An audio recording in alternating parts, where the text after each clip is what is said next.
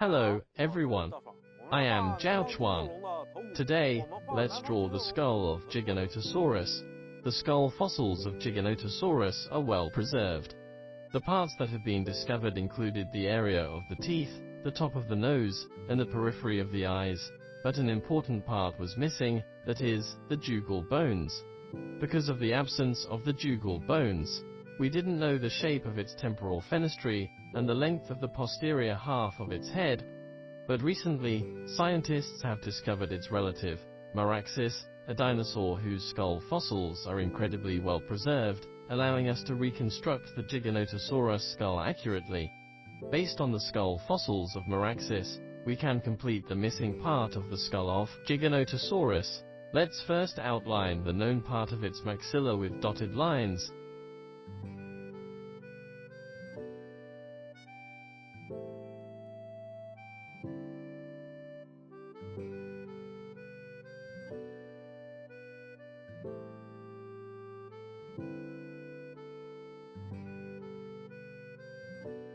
And then draw its original shape with solid lines. In its upper part, there was a pointed structure extending upwards, which was fragile and has not been preserved. Continuing down, we draw a concave where its nostrils are located. Further down was the joint between the maxilla and the premaxilla. Viewed from the fossil, the rear end of its maxilla is missing, so let's complete this part based on the skull fossils of Meraxes.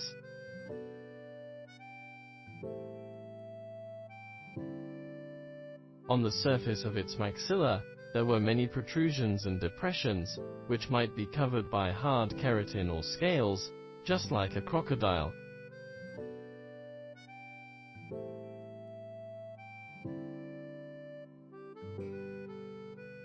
The specimen preserved a complete premaxilla, which shows its snout was relatively square.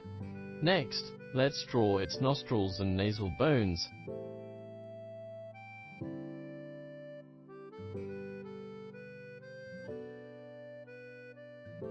The upper part of which was quite rough and covered with thick keratin.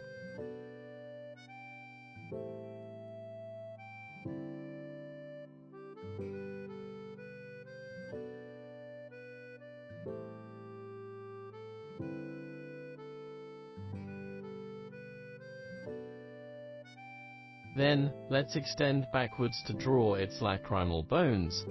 Its lacrimal bones were well developed with a very rough surface.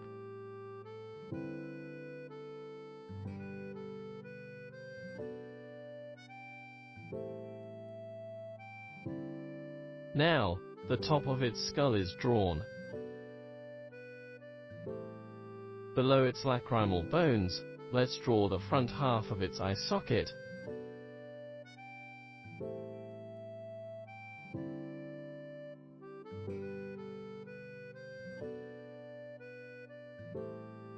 Behind the lacrimal bones, we draw the lumps above its eyes. Beneath the lumps, there was its postorbital bone. Then the occipital bone followed after.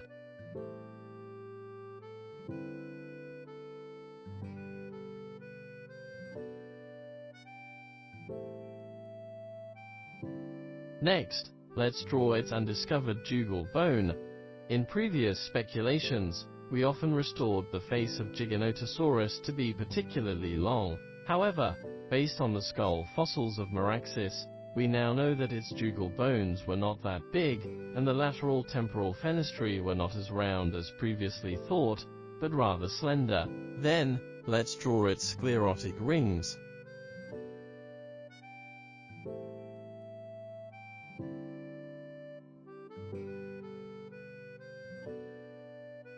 Next, we move on to draw its teeth.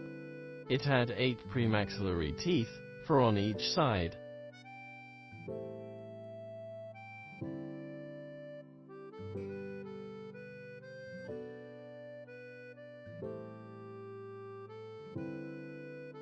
There might be 12 teeth on each side of the maxilla. Then let's draw its mandible. The anterior of its mandible was very wide, and the teeth were concentrated in the front half of the mouth, and arranged tightly, which is unique. Most carnivorous dinosaurs have their maxillary teeth and mandible teeth end almost in the same position.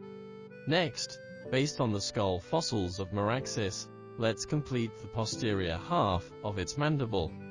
Its dentary bone end had a peculiar shape. Behind the dentary bone, there were the surungular and the angular. An articular groove behind the surungular was connected with the maxilla. In the middle of these three bones, there was a big opening. In this way, we've finished drawing the skull of Giganotosaurus.